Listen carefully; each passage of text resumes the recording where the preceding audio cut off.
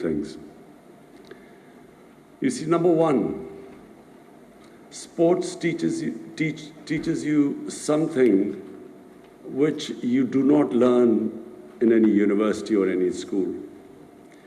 Because the idea of competing in sports is to prepare you for life, for struggle in life. The problem is that some sportsmen, when they finish their sporting career, they live in their comfort zone. They do not want to take any more challenges. And the entire experience of struggle on the sporting field, which is taught to you, is lost. Because the moment you do not take on any other challenges means that that experience which you've learned how to struggle is gone. So let me just say one thing. What did sports teach me?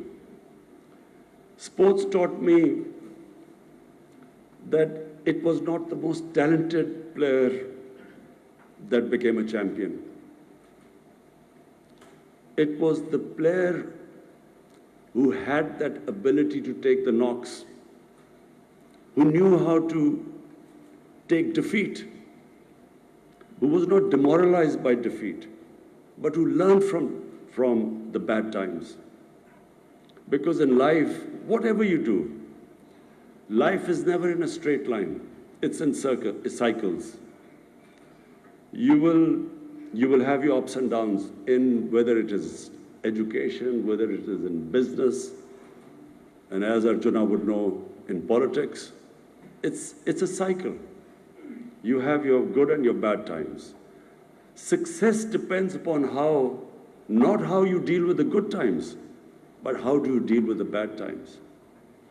In sports, no one has ever become a champion who has not learned how to cope with when that defeat comes, when you fail. If you do not know how to cope with that, you can never become a champion. There are two ways people react to a defeat. One is they get demoralized, and when they get demoralized, they lose their dream. They give up on the dream. Second are those people who become champions who actually learn from defeat, who do not give up, but every time there is a setback in life, there are lessons to be learned. So that ability to analyze where you went wrong, and then pick yourself up and start struggling again. That is the only way you become a champion. And that's the only way anyone achieves anything big in life. So what I feel is that sports prepares you, it gives you that ability that you can actually excel in anything. Whatever you do, if you have learned those lessons from sport, you can excel in it. So in my case, I was not the most talented cricketer when I started. My two first cousins were, both of them captained Pakistan, and both of them, all my other cousins said, were far more talented than me. So when I was growing up, I was always told that I was never going to be as good as them. And then when I played my first test match, I was dropped. And everyone thought that was the last they would ever see of me. So for 3 years, I never played, I was out of the cricket team. So there were two ways. Over my playing careers, so many of cricketers which were dropped after their first match never came back again. The majority never came back again. So there were two ways I could either give up and chase another career, or you could actually learn from your first test appearance or your first test tour. So it was that the reason why I succeeded more than a lot more talented cricketers than me was that I had that ability to analyze my mistakes better than others. And then the second ability, I would work harder than most others. And that's why, if you have that ability, you will keep improving. The improvement process never stops. So when I came into politics, I was just like my first test match. My party never got one seat. We were wiped out. And everyone wrote my obituary in politics. They said, this is the last you will ever see of him. And I became the butt of all jokes in the political circles. And I must say I was very naive politically. So I became butt of all the jokes for not 1 year, 2 years, 5 years. For almost 14 years, people laughed at me. They always thought that this guy will never, ever make it. Because I took the untrodden path. I didn't join a political party. I didn't join a group of old politicians and then form a party.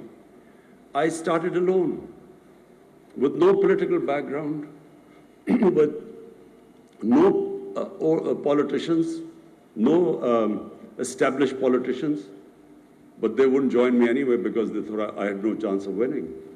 So I started with very few people, and for 14 years, Arjuna, message for you. For 14 years I was alone, with very few people, and butt of all the jokes, and no one thought I would win. So it was the lessons I learned in cricket that helped me in politics. The key lesson is that you only lose when you give up. As long as you don't give up, no defeat cannot make you lose. It's just a way of strengthening you. There's a verse which I've always followed since I was a boy. It is one of our greatest poets wrote this little verse, which said, it refers to the eagle or to the hawk who's flying way above everyone else. And it tells the hawk, he said, "Oh hawk, don't be scared of the force of wind that hits you. It's only meant to make you fly higher. Because when you have resistance, the Almighty has made us human beings such that the moment we face resistance, if we stand up to resistance, we get stronger." We in Islam believe that the human being was made by the Almighty God, even above angels. And we in Islam believe that when Satan was banished by God from heavens, it was the reason why Satan refused to bow in front of man. While all angels bowed in front of man, Satan refused. Because he said, I'm made of fire, I'm superior to him. And God told Satan that, look, even you don't know the power I've given to man. So we have immense power, all of us have incredible power inside us. But that power will only come out when we face resistance. When we pit ourselves up against challenges, only then that power comes out. That potential, that human potential only comes out then. Problem is that somewhere along the line we give up. And that's when we lose. So the more you face resistance, the stronger you get. Physically, if you put your arm against a higher weight, your arm will get stronger. But the mind is the powerhouse. And the more you put your mind into to resist and to challenge, it just gets stronger and stronger. So eventually, I mean, it's hardly ever happened in anyone who understands politics. In a two-party system, it hardly ever happens that a third party breaks through. And so my party, we broke through a two-party system, two established parties, and we got more seats in the parliament than all of them. But it took a long time, 22 years. So the lesson for young people, the youngster who was saying he was still who was very young when we won the World Cup, the lesson is simple. All of us can become whatever we dream of. We should never stop dreaming. anything that you can dream, you can achieve, provided you are prepared to struggle for it, and provided you do not get demoralized from the bad times, but instead, every bad time is a time of reflection, self-analysis, so that you even come back much stronger. I must say that it's a pleasure for me to see my old colleagues here. I have watched Sri Lanka. I came here first time straight out of university in 1975, and I remember playing against the Sri Lankan team. I always thought they had talent. I always thought Sri Lankan teams had especially batting talent. But then they did not have the self-belief. They did not believe that they could win. It was exactly the same with us.